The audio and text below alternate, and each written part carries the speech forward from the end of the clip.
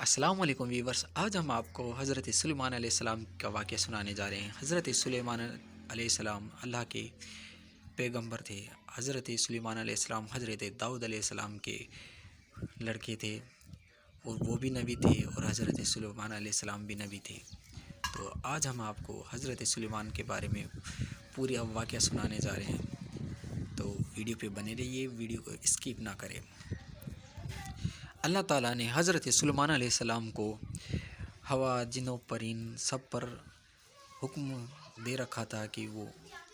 حضرت سلیمان علیہ السلام کے ماتحت رہیں گے۔ حضرت سلیمان علیہ السلام ہر چیز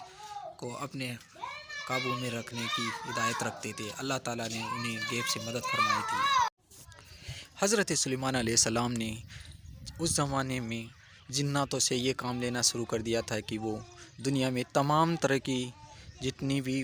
بلڈنگیں تھیں، یعنی جیسے مقبرے، مسجدیں، مزاریں، ان کی تعمیر حضرت سلیمان علیہ السلام نے جناتوں کے دوبارہ کی تھی۔ جیسے بیت المقدس کی تعمیر ان کے والد صاحب حضرت داؤد علیہ السلام نے اسٹارٹ کی تھی، لیکن اس کو مکمل تعمیر حضرت سلیمان علیہ السلام کے دوبارہ ہی جناتوں کے دوبارہ کی گئی تھی۔ حضرت سلیمان علیہ السلام جناتوں سے اچھے کام لیتے تھے، دین کی خدمت کے کام لیتے تھے، اور ایمان، چاروں طرف ایمان پھیلانے کام لیتے تھے۔ اس سمے کیا تھا کہ کئی جنات ایسے تھے جو کہ مسلمانوں کو، یعنی انسانوں کو اپنے جادو ٹونے سے یا اپنے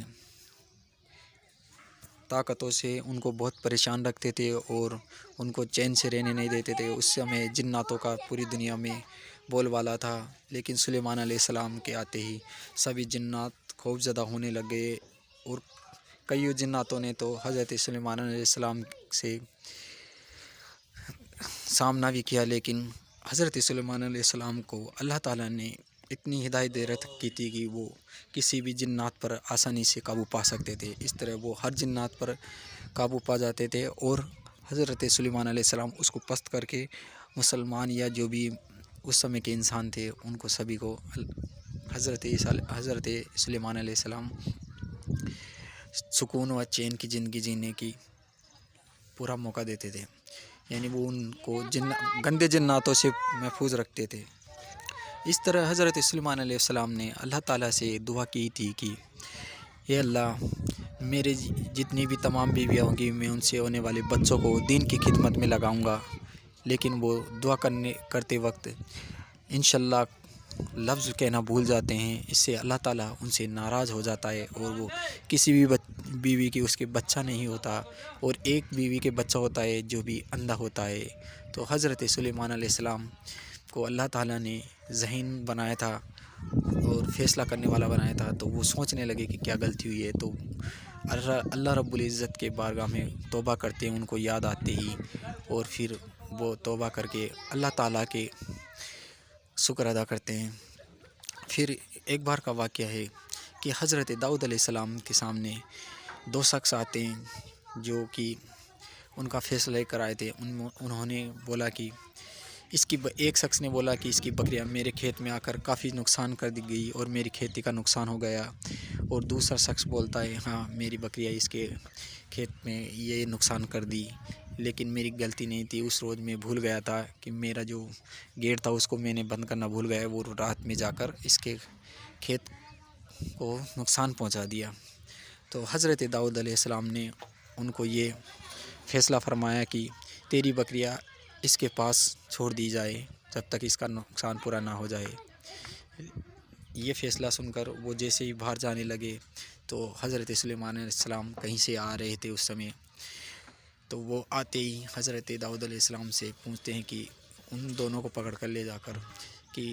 اس فیصلے کا ایک اور ہی نتیجہ ہو سکتا ہے اگر آپ اجازت دے تو حضرت سلیمان علیہ السلام ان سے فرماتے ہیں کہ جو ان کی بکریاں ہے